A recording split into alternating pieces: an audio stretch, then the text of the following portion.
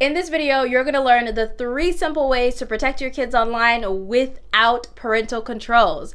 And remember to stick around to the end because I always leave resources and gems you do not want to miss.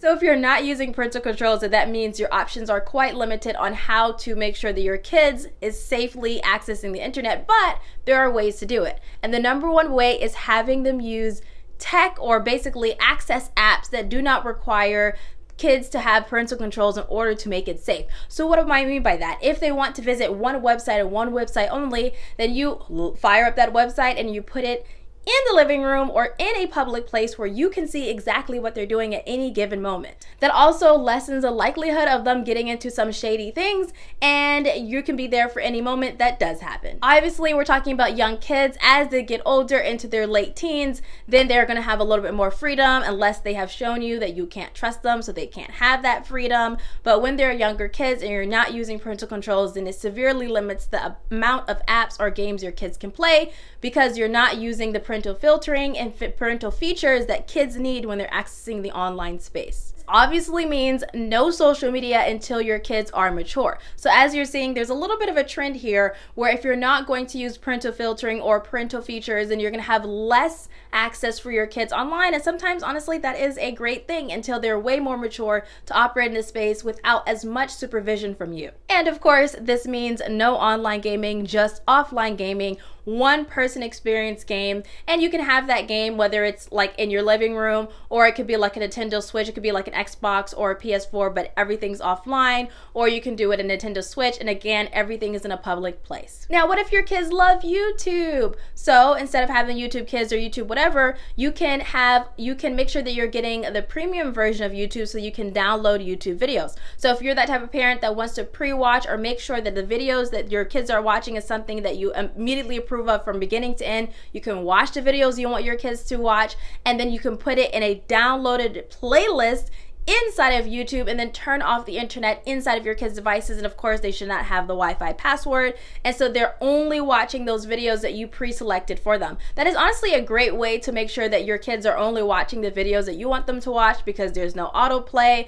there's no way for them to navigate to other sites or anything like that. You're just using what YouTube gives you. You're downloading the videos. It's just that after they finish watching the video, you're gonna have to like keep renewing the videos inside of it. But you know, kids, they can keep rewatching a video if they love it. Not having parental controls also means you might have to go into like buying a DVD, right? So if they really want a movie, instead of firing up Netflix or Disney Plus or whatever it is, you can have a DVD player and you can stick it in and they can watch it from the TV, or they can watch some TV channels if you need them to be distracted for a little bit and you don't want them to be browsing on the web. And the final way that you can protect your kids without parental controls is enabling a feature called holistic online safety. That's a feature that you enable in your life. It's not an actual tech feature. Holistic online safety means giving your kids the freedom they want and the safety and security that they need. So you're harmonizing between the freedom that they want and the safety need, but also you're looking at safety as bigger than tech, bigger than parental controls, and bigger than parental monitoring.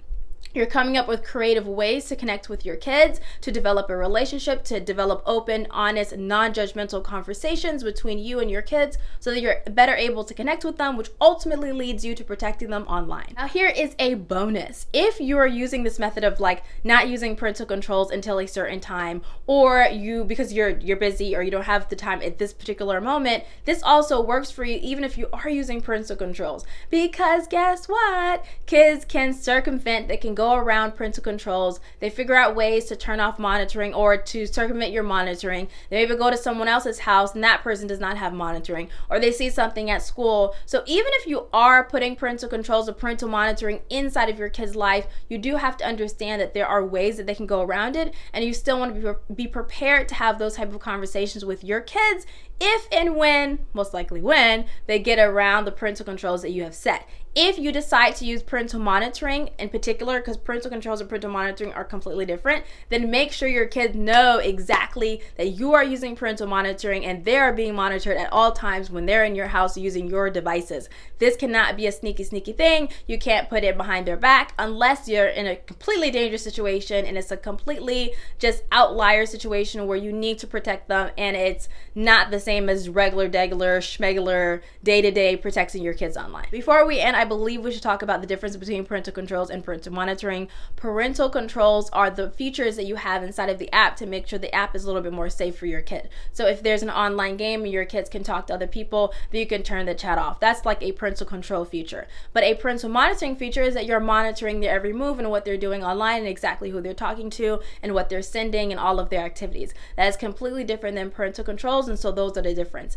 I am not saying in this video that you should do one thing or you should not do the other. However, what I'm saying is that what you choose to do for your family depends on your kids' maturity level, your experience with your kids. You know your kids better than anyone else. You know whether or not they need parental monitoring or whether they do not. However, there are some foundational rules to protect your kids online, and one of the foundational rules is they must know that you are monitoring them. If you like this video, then smack that like button and let me know in the comments below what you think about parental controls and parental monitoring. Do you believe that it's right for all families, or do you believe that it depends on the family? And because you clicked on this video, I'm pretty sure you're going to want to know why online gaming is bad for your kids. So in the next couple of seconds, I'll be putting that video right there and you can go watch it now.